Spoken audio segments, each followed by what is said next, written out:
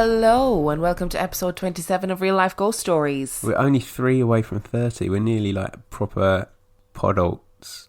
Are we back to the counting again? I'm just saying, we're like nearly Don't podults. Don't go back to the counting again. We all know you can count. Stop showing off. Are you ready to thank our Patreon subscribers? Yes. Thank you to Michael Morgan. Thank you to Traley V's. Thank you to Madrigals. Thank you to Lord Darrendal. Thank you to Kate Milton Malden. Thank you to Karen. And finally to Lois Zembles. Thank you so much for your Patreon pledges. All those people pledge to our Patreon, which means that they get access to, I think we're up to 10 extra episodes. I think it might be 10. I'm not sure. I can't remember. Something like that. Something like that. So if you want to subscribe to our Patreon page, just go to patreon.com/Real Life Ghost Stories. And our film review this week is The Rite. And The Rite was released in 2011. It has 6 out of 10 on IMDb and 21% on Rotten Tomatoes. Shocking. I know, right? We'll talk about that in a second. Do you want a synopsis? Yeah, give us a synopsis. The Rite is a supernatural thriller that uncovers the devil's reach to even one of the holiest places on earth. Inspired by true events, the film follows seminary student Michael Kovac, played by Colin O'Donoghue, who was sent to study exorcism at the Vatican in spite of his own doubts about the controversial practice and even his own faith. Wearing his deep skepticism like armour, Michael challenges his superiors to look to psychiatry rather than demons in treating the possessed. Only when he's sent to apprentice with the unorthodox Father Lucas, played by Anthony Hopkins, a legendary priest who has performed thousands of exorcisms, does Michael's armour begin to fall. What were your thoughts on this film? Yeah, I thought this was a good film. Like, I really enjoyed it. That's why I said 21% was shocking. I think it's worth much more than that. I thought Anthony Hopkins was brilliant. Oh, he always is, in his though, role. isn't he? Yeah. I feel like What a the man. only thing that maybe let it down was they could have done with a better / more well-known actor for the lead role. Oh, yeah, I thought he was really bad, the guy who played Michael Kovac. Yeah. He wasn't great at all. No. And the girl who played... The reporter? The reporter, yeah. I thought she was really good. Yeah. And Anthony Hopkins was really good. But I thought Colin O'Donoghue was not good as an actor. But I thought it was a great film. And I agree, I don't think it deserves 21% on Rotten Tomatoes either. No, I thought it was, like, really interesting for a film. Why? I liked that it was just, it gave you sort of like, I know this is what you said to me last night, so I'm just ripping you off on air.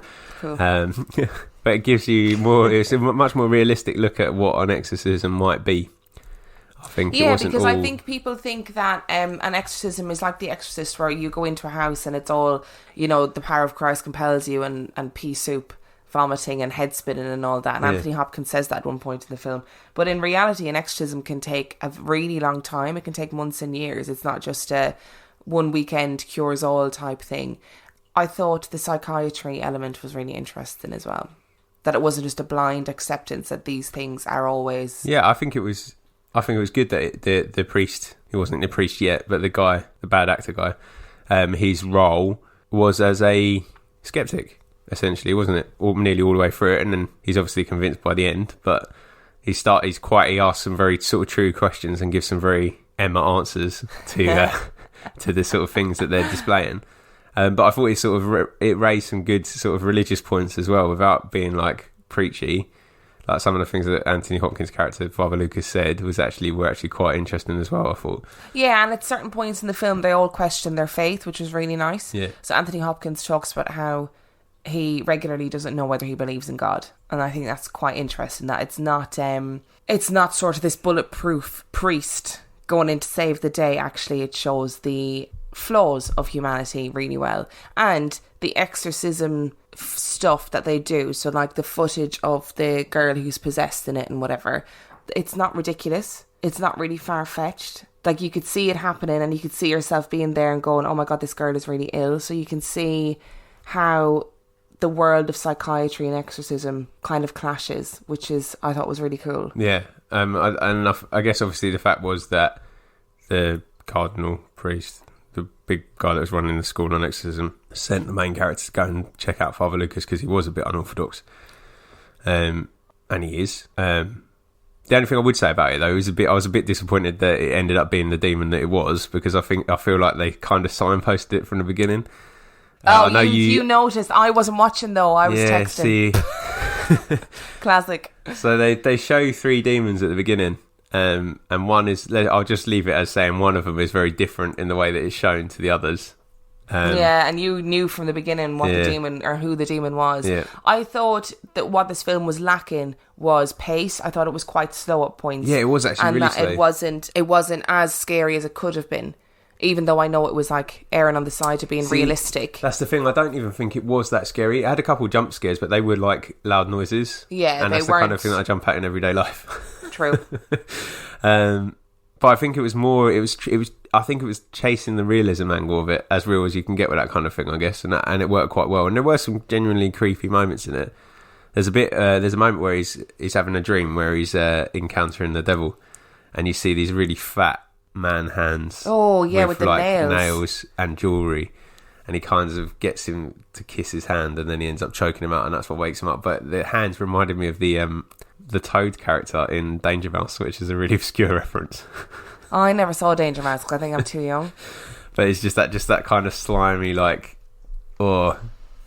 So what would you give it out of 5? I think I'd give it 4 because I was really interested in it. Like, I really enjoyed it. I agree with the pacing. It could have been there could have been a bit more going on. I love things that are well shot. I felt this was well shot. There's some lovely sort of scenic shots in it, and there's a scene where he has a dream about the mule, or a waking dream about the mule demon, which has the potential to look really corny and really crappy, I'd imagine, like a demon mule. Yeah. But actually, I thought they did it really well. I thought the eye effect on the demon on the mule was really good, and it was actually quite creepy. And it took place in like a snowy Rome, and it was just, I thought it was really well shot. Like everything was really well shot. Yeah, you said it at the time. You were like, "Oh, that's a really good effect." Yeah. I am going to shock everybody and also give it a 4. Oh my word, that's twice. That's 2 weeks on the trot, right? I'm giving it a 4. No, I gave Pet Sematary a 3. Oh, you dropped it down? Yeah. Okay. No, Will dropped it down. I gave it a 3. Will gave it a 3.5. Ah, okay. But I am giving it a 4 because I thought, so, in my past life, I studied Catholic theology, so I found it really interesting, and I found the reality of what exorcism actually is really interesting, and that really thin veil between mental health and what people see as supernatural. And they explored it. They didn't just reference it and then go, no, it couldn't possibly be mental health. They properly explored it. And things like how internalized guilt can make you behave in certain ways. So I really, really enjoyed it. 4 stars from both of us. Yeah, I wouldn't go into it thinking you're going to see something that's going to scare you necessarily. It's not a scary... Well, it's got scary bits to it, but it's not a scary horror film. But if you've got like a sort of a passing interest in exorcists and exorcism, it's worth watching, I think, because it gives a slightly different perspective on it. The Venture X card from Capital One gives you premium travel benefits, perfect for seeing Taylor Swift The Eras Tour. Presented by Capital One. Ooh, I do love her. Earn 5 times miles on flights and 10 times miles on hotels through Capital One Travel. Enjoy your stay in Suite 13. Whoa, 13? That's Taylor's lucky number. The Venture X card from Capital One. What's in your wallet? Terms apply. See CapitalOne.com for details. Without the ones like you, who work tirelessly to keep things running, everything would suddenly stop. Hospitals, factories, schools, and power plants, they all depend on you. No matter the weather, emergency, or time of day, you're the ones who get it done. At Grainger, we're here for you with professional-grade industrial supplies. Count on real-time product availability and fast delivery. Call, clickgrainger.com, or just stop by. Grainger, for the ones who get it done. So last week, Yes, we had our lovely Will in the studio. we did. I say in the studio, it's literally our dining room. We had our lovely Will in, and Will blew our minds with his talk about infrasound. And I was like, oh man, now everything that I'm researching can be explained away by infrasound. And originally I was going to do this episode on something else, and then I was researching the... Is infrasound the explanation for you giving the film 4 out of 5? I mean, it might be, I don't know. But originally when I was... do my research, and I was looking up, say, this particular castle that was haunted, and everything that was reported to happen in the castle, I was like, well, that can all be explained by infrasound, so fuck you, Will, because we don't have a podcast anymore. I did actually, I did warn you guys at the end of the last episode. I think you'll see that I signed off and said thank you for joining us for the last ever episode of Real Life Ghost Stories. I did warn you. So what I did was I found some good real-life ghost stories that can't be explained away by infrasound. How does that make you feel? It sounds like a challenge to me, but thankfully Will's not here. And as I believe in everything, I think you'll be okay. Well, listen, a lot of these stories gave me the heebie-jeebies. So, these stories come from the very depths of Reddit. Oh, I thought you said the very depths of Reading. I was like, I've been to Reading. It's not No, that not scary. Reading, the place, of Reddit. Okay. Now, I've got a lot of feelings about Reddit. I have to say I do. But there are sub-threads that are about, like, After Dark, No Sleep, and whatever, and real ghost stories are actually really good. So what I've gotten for you is 10 of the best real-life ghost stories that I could find. Are you ready? Yes. Story number 1 from Quiet Voice 4846. Late at night, I usually go to the bathroom multiple times, but for the past 4 days, every time I go to leave, I can see myself still standing in the mirror from the corner of my eye. It is like the other me is watching me leave the bathroom. It terrifies me to the point where I almost run out without looking directly at the mirror. I never told my husband about it because I didn't want to acknowledge it out loud. Earlier today, I took a nap in our bed, while he sat in the chair next to it watching TV. When I woke up, he told me that he had seen me sit up and crawl backwards to the edge of the bed and stand up in front of our bedroom door from the corner of his eye. He thought this was weird that I got up like that because I'm in the last month of my pregnancy and I can't really move very well without it hurting, so he tried talking to me. When I didn't answer, he looked back at the door to find me not there and realised that I was actually still sleeping in my bed. I got really creeped out and I finally told him about what I'd have been seeing in the bathroom. He thought it was creepy as well, but didn't really want to talk about it anymore because he thinks it will give whatever it is power or energy. I've no idea what it wants or why we have both seen it. Gah. What do you think? Clearly infrasound. Oh, my coffee nearly came out of my nose. No, I don't know. Was she one of the twins? Doesn't say. Maybe she had a twin sister that Who she was didn't in know. her mirror. She didn't know about the died at birth. You never know. Oh, okay. I thought you meant that was And like it's her living in twin her mirror. I was sister, like, yeah. oh. And it's the soul of her twin sister waiting to occupy the body of her unborn child. God, that's very dark. Could be. It's a shout though, isn't it? That is a shout. Yeah, I would hate that. And this is going back to that mirror thing, isn't it? You can't trust them. You can't trust mirrors. So yesterday I bought 3 gorgeous vintage hand mirrors from a charity shop. And They are really nice. And Dan is really cross at me about it and he doesn't want me to put them up in the house. But I am going to put them up in the house. Yeah, and I don't mind to be put up in the house, but that's what I'm saying. You can't trust mirrors. I don't know. I don't see why you think you can't trust mirrors. This comes from one of our Patreon episodes where Dan went on a rant about how mirrors aren't to be trusted. But I still don't really understand why mirrors aren't to be trusted. Because they're... Let's not do this again. No, this is what I'm going to say. It's our world, but in reverse. That's all I'm going to say. I don't know what that means. What does that mean? Think about it. I have thought about it long and hard, Dan. I've thought about it really long and hard and I still don't understand what you mean. I don't want to go into it because I will go off on a tangent. But Right, that's yeah. all I'm going to say. Okay, it's our world. People will know. You'll get responses on Instagram or whatever and they'll be like, yeah, feeling it. Can you please message me on Facebook, Instagram, wherever, if you know what Dan means about it's our world, but in reverse? Because I have no idea. Are you ready for story number 2? Is it as horrific as that one? Because that was really uneasy and I created that really dark story to put myself at ease. Well, I don't know how a dark story that dark is going to put Because yourself my mind at was ease, creating but- something rather than... Yeah, it's a pretty that story. It's the unnatural movement again as well, isn't it? What would you do if Crawling you backwards. went into the bathroom and my lovely vintage mirrors were hung up on the wall and then you went to turn away but your reflection didn't move? Depends what look I had on my face. But it depends on... What if you're really angry? I'd just check it to make sure I haven't peed on the floor. No, What if you're really sad? No, I think if it was like an evil grin, then I'd be freaked out. Oh, that But just made me if feel it's just funny. if it's my resting bitch face, I'd just be like, oh, it's clearly just forgotten to move with me. We'll catch up at some point. Okay, story number 2. So, can you not die on the podcast, please? That's why I'm drinking this water. I don't even know how long it's been here. It's been there for quite a while. Well, story number 2. From Bright Eyes 10. When I was 15, I travelled to Europe with my family. We stayed in Ettal, Germany, in a small inn for a few nights. My parents had a double on the second floor. My sisters had the double bedroom next to theirs, and I was lucky enough to have a single room all to myself at the far end of the hall. When we went to check into our rooms, as soon as I entered the hallway our rooms were in, I remember almost feeling as though I'd walked into a wall of bad energy. I just felt so unnerved and uneasy in that hallway, but I passed it off as an overactive imagination. I slept the first night without any issues other than waking up a few times. The next morning at breakfast, one of my sisters mentioned feeling really uncomfortable in the hallway, almost as if the air was crushing.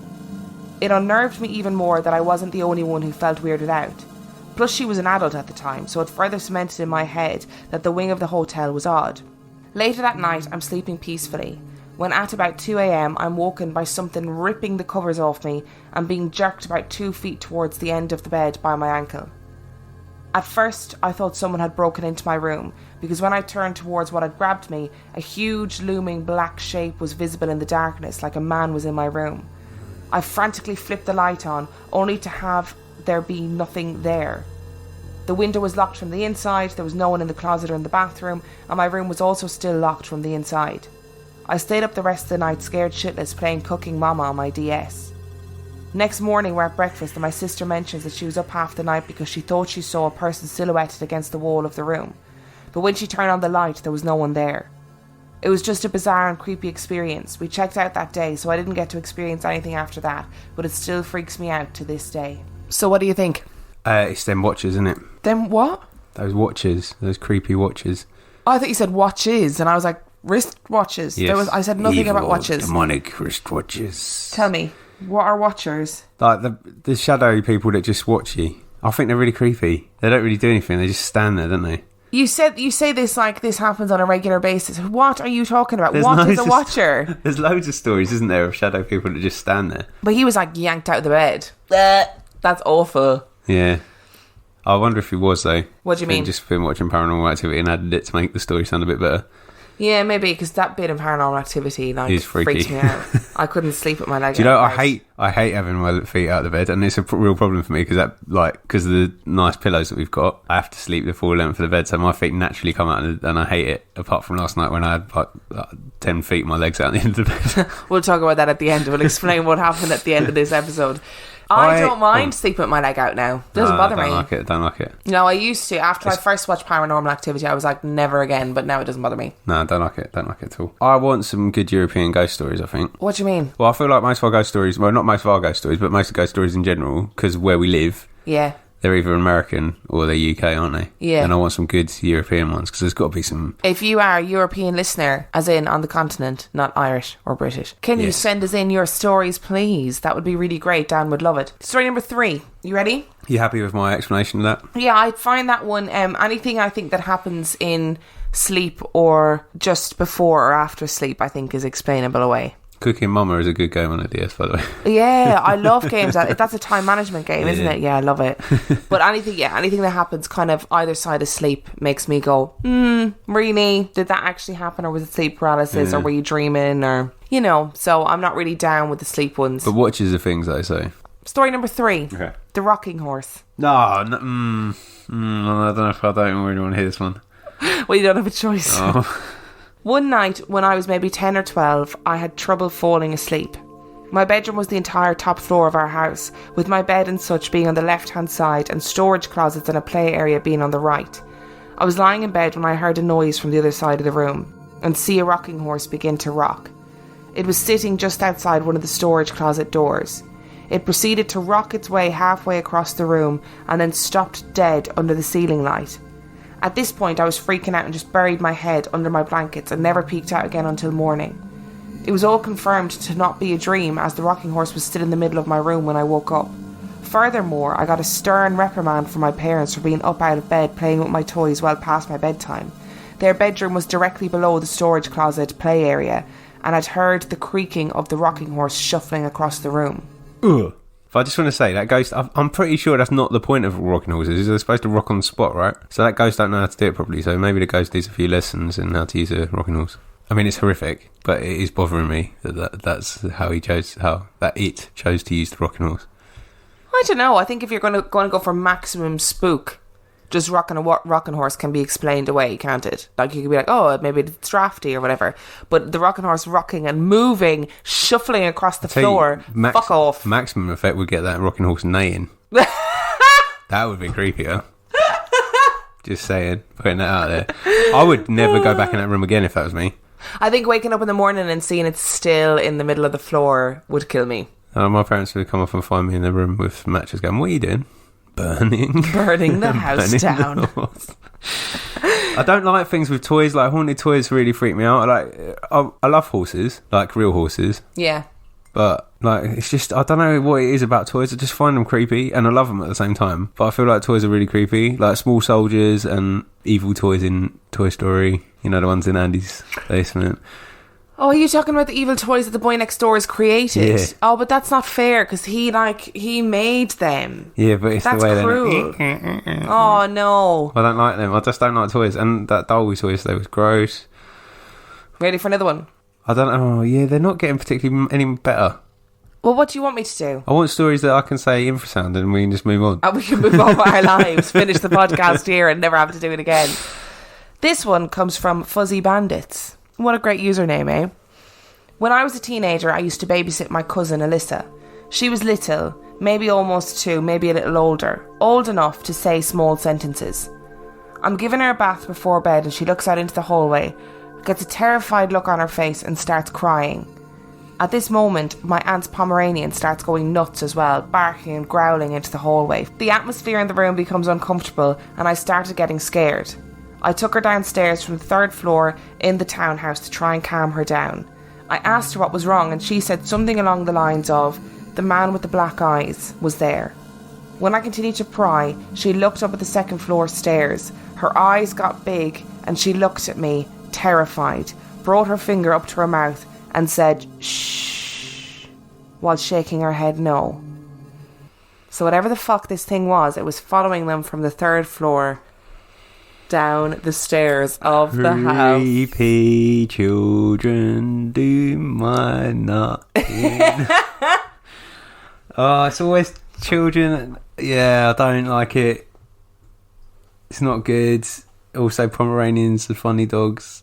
And I don't like things when dogs start barking for no reason. Unless you've got a really yappy dog that barks for no reason all the time. In which case, that's explainable, I guess. But when normally plastic dogs start barking, it always freaks me out a bit. Who's the man with the black eyes as well? What does he want? Does he want the child? Cast your mind back to our first podcast. Oh, your woman with black eyes. My woman with black eyes. Does she want you? Anything with black eyes just makes me like, oh, because it reminds me of that, of seeing that woman with her black eyes. I get like cold sweats, genuinely.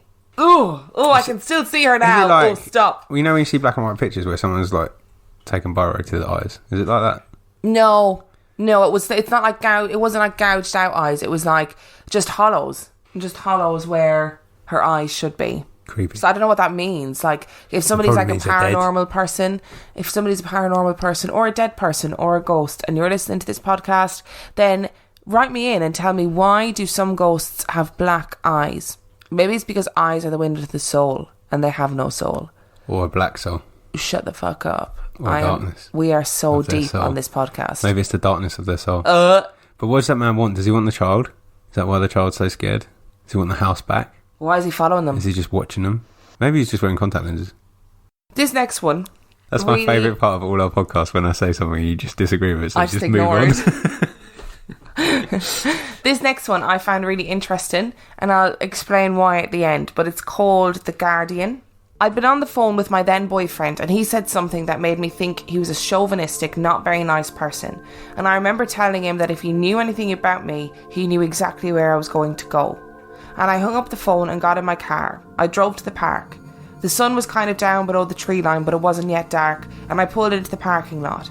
I thought it was weird that there were 2 cars pulled side by side and talking to each other. I'm going to pause there for a second.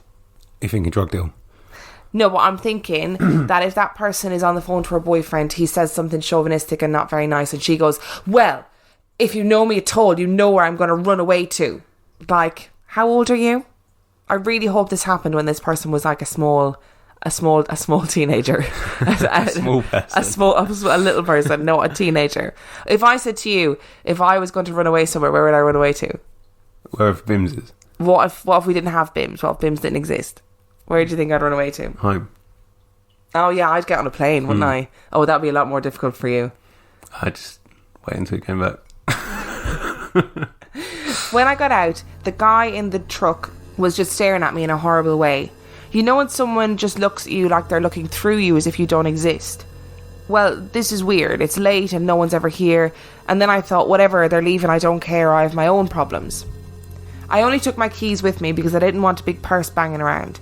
I headed across the field, which you have to cross through to get to the woods because there's no trail. I was taking my time and calming down. And then I started to realise that it got really quiet. I didn't hear the birds and the squirrels anymore. I just heard something big moving through the woods. I was thinking in my head, well, maybe it's a dog, and then I heard the voices. The first voice is a male's voice, and he said, I know I saw her go in this way, she couldn't have gotten that far.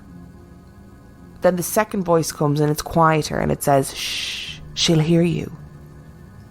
Okay, so there are two men in the woods and they're looking for something, obviously, and I keep thinking it must be a dog. They must have lost their dog, and then I thought they wouldn't try to sneak up on me, and I stood there frozen because that's the kind of person I am. Stupid. And I could hear them getting closer to me, and I don't know how long I stood there waiting for them to get to me, but I was completely frozen. And then I heard another voice. It was distorted, like if you heard someone talking through a closed door or talking underwater. You could understand what they were saying, but the voice just wasn't right. It wasn't in my head because it had a volume and a pitch that changed, and my thoughts definitely don't do that. I could almost feel where it was coming from. It was behind me and a little above, like it was taller than me. It just said, go to the river now. I don't know if I was more scared of the fact that there's some disembodied voices, or a person talking to me, or there are two men in the woods. I listened to the voice because I didn't really have any other options. I took off towards the river. I was making a ton of noise because I was just going as fast as I could, and the voice came back and said no quietly. I got to the river and jumped down the embankment. I squished myself against it, squeezing down into the smallest, tightest ball I could. The voice kept telling me to stay, so I just sat there, hoping whoever it was in the woods was going to leave and that I wasn't having some sort of breakdown. And I kept hearing them moving through the woods, and I could tell they had split up. As I sat there, the voice kept telling me to stay and quiet over and over again, like it was trying to comfort me. I could hear what sounded like someone was right above me, and if I leaned out, they would see me. But I had to look.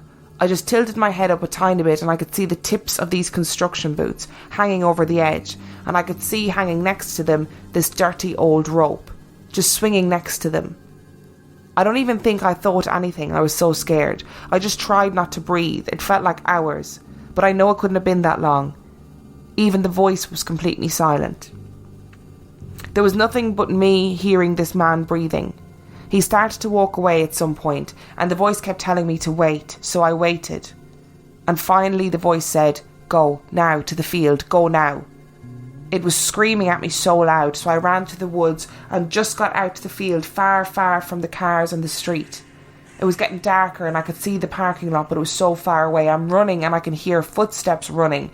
At first they're further away, but they're so much faster than I am, barreling after me, and then there was nothing. I fully expected to see at least one of the men, but it was silent. The only thing I could think was that the footsteps must have belonged to the voice. And I hear it again screaming at the top of its lungs that I need to run right now, and the footsteps come back and they're in pace with me, running right next to me through the field. I had 1,000 crazy thoughts because none of this made any sense. Finally I got to my car, and I could see both cars were parked in different places with nobody in them. I refused to look behind me. If there hadn't been a voice, I probably would have become a missing persons case, because that voice was what got me out of there. Oh, that's a good story. Okay, so what do you think of that story? People are scumbags, aren't they? People are scumbags, first of all. Yeah. Yes, that's true. I think she's a little bit stupid for going into the woods on her own in the first place. I agree with that one. I think guardian spirits are a thing, whether they're angels or relatives or elementals. You know, there's a psychological phenomenon. Somebody posted it on the Facebook page, and I'm really sorry. Infrasound? No, it's not Infrasound. I'm really sorry, I don't remember your name, but they were talking about, I think it's called Third Man Theory.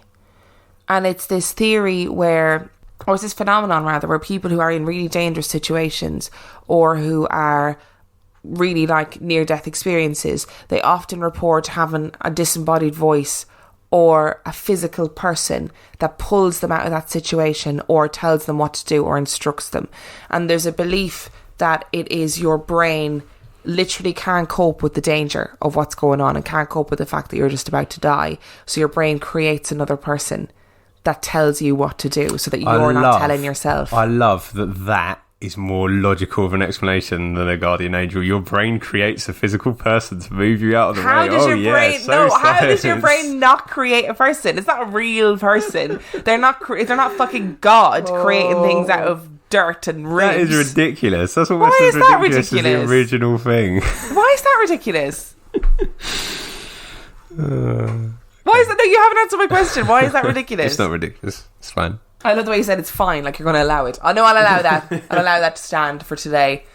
So what do you really believe in guardian angels? Yeah, I do. I've like, my dad's had a couple of, I reference my dad all the time at the moment in his podcast, but he's had a couple of like instances where he's had people help him out who have just like been in places they shouldn't have been in and then disappeared, which probably could be explained away, I guess. But they've helped him out in situations that have been like not necessarily life threatening, but would have had like serious implications had they not been solved. And I just tend to think like, you don't know if you believe in like a spirit world or a further existence, then you don't really know how it works, do you? So if you can have bad spirits and evil spirits, then you can probably have good spirits as well.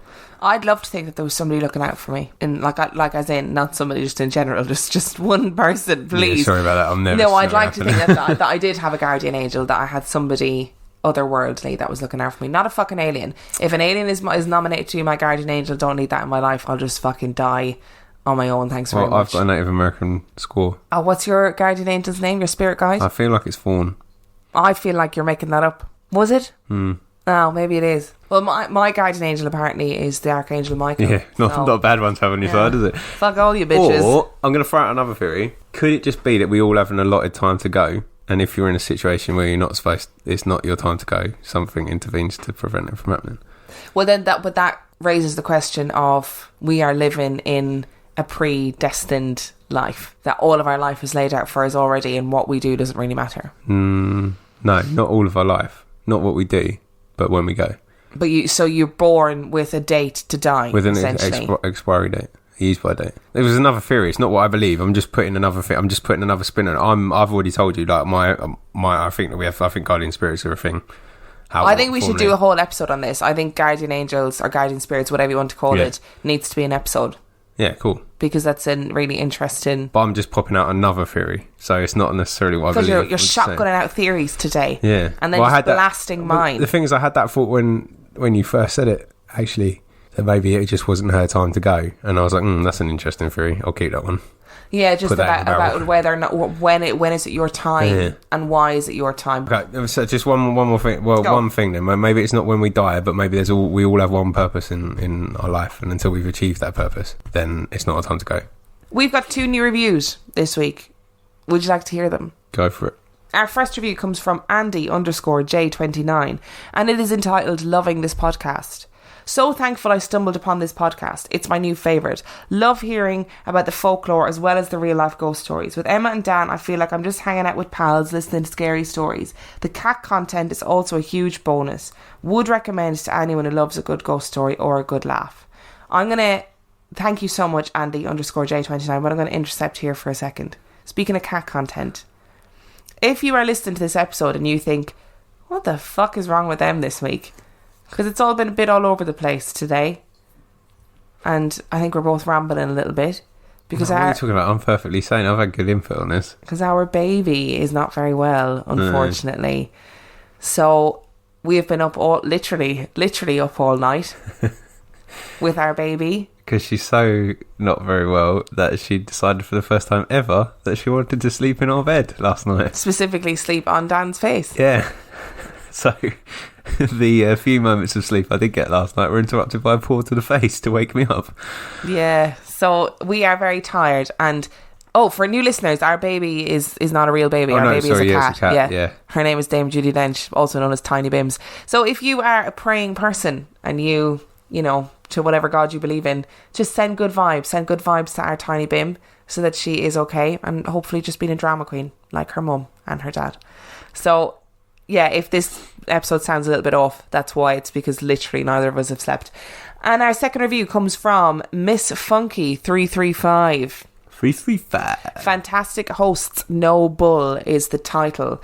Love it already, and only a quarter way through the first episode. Wow. Good Lord. Thanks for reviewing that early into it.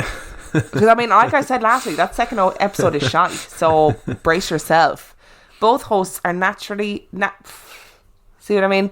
Both hosts are natural, funny and engaging. My views are exactly the same as the lovely female host, and in brackets, sorry, I'll learn your name next episode I listen to. It's Emma. Hi. So I'm subscribing and looking forward to the other episodes.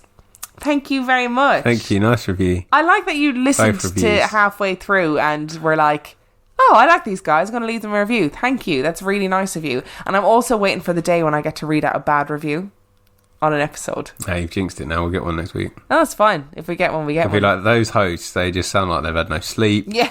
Sound like they've been up all night with a really poorly cat. Keep going on about how you can't trust mirrors. Idiots. So if you enjoyed this week's episode, it was a little bit rambly, I apologise. You can leave us a review on iTunes. You can also go over to our Facebook page, like our Facebook page, leave us a review there, and join our super secret, super brilliant, wonderful secret Facebook group, Real Life Ghost Stories Super Group. The password is Emma and Dan, and people post lovely, great, wonderful stuff over there, like really funny memes, interesting films, anything to do with the paranormal gets posted on there. And if you want to tweet us, you can tweet us at Real Ghost Pod, and you can also follow us on Instagram at Real Life Ghost Stories on Instagram, and we will obviously contact you or reply to you if you've got any questions or messages. You can send in your stories at reallifeghost-stories-podcast@gmail.com. We have got quite a few at the moment, have we? Yeah, they've built up quite a lot. Okay, yeah, we've got a lot to get through. Quite a lot, I'm sorry. And then finally, if you want more content, we have about 10 extra episodes over on our Patreon page, including episodes about the Eliza Lamb case, about The Rake, which is going to be our episode tomorrow. Oh. I know. We also have episodes on Tiny Tales, which is more episodes like this one where we talk about short paranormal more stories. Bullet pointy-ish, really, and we talk about the giant demon dog, the beast of Norfolk. I can't remember what it was called. Black Shuck. So loads of different stuff. If you want to subscribe to our Patreon page, it's patreon.com/Real Life Ghost Stories. And there's something else on there as well. There is the wonderful, the stunning 50p movie club. If you liked Will last week, there's more of Will on there being very willy. I mean, being very Will. Damn it. Doesn't work with that name, does it? No, it doesn't. Oh, John. Right, on that note, we shall see you next week. Lots of love. Peace out. Goodbye.